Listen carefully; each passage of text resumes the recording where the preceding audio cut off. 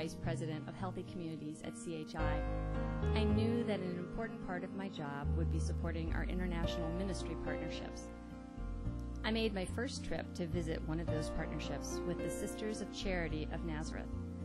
The congregation is active in Belize, working with hand-in-hand ministries to care for children and families affected by HIV/AIDS and to build modest homes.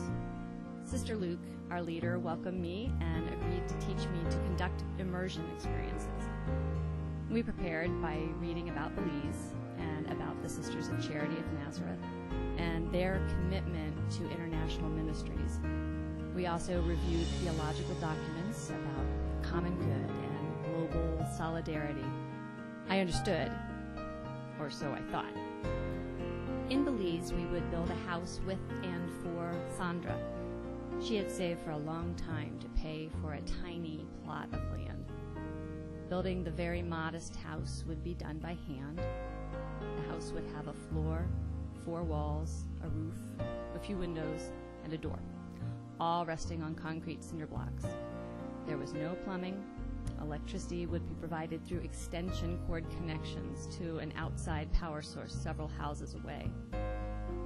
First, we needed to mix concrete to set the cinder blocks, by hand with shovels.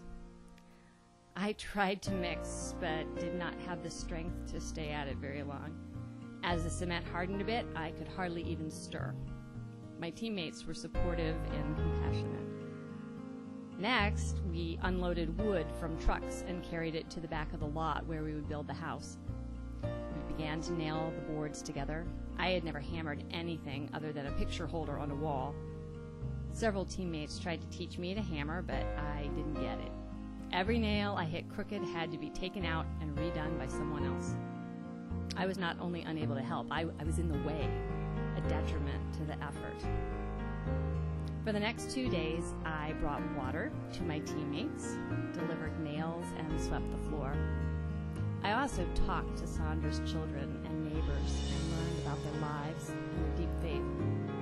I learned how challenging their lives were. Getting clean water, preparing food, and doing laundry was arduous physical labor. Yet everyone joined together in the community.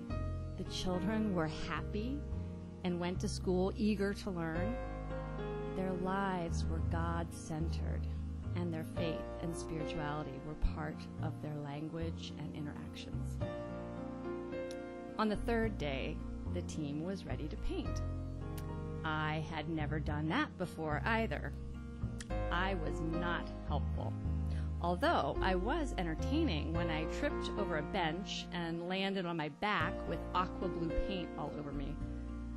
I was supposed to be learning how to lead these experiences, and I was not even able to be a valuable contributor. What was God saying to me? Sister Luke helped me reflect on my quandary.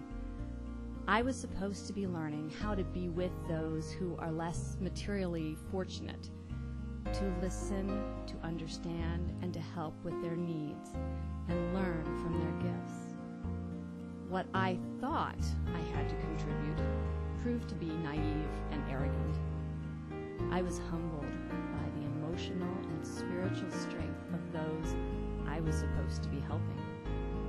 I believe God was showing me that I had a very narrow view of life and a great deal to learn.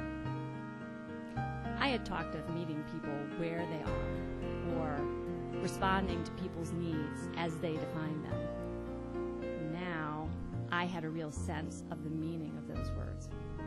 I was learning to be a mission leader, but I had just begun to learn. The team finished building Sandra's house. The house blessing touched a new part of my heart and soul. The lessons learned from my first international ministry experience were life and soul changing. We had much to learn from our brothers and sisters next door and around the world. To understand what it means to be brothers and sisters in God's family, I needed to step out of my sense of self to see life through the eyes of others and experience God with their faith. Diane Jones, Catholic Health Initiatives National Office, Denver, Colorado.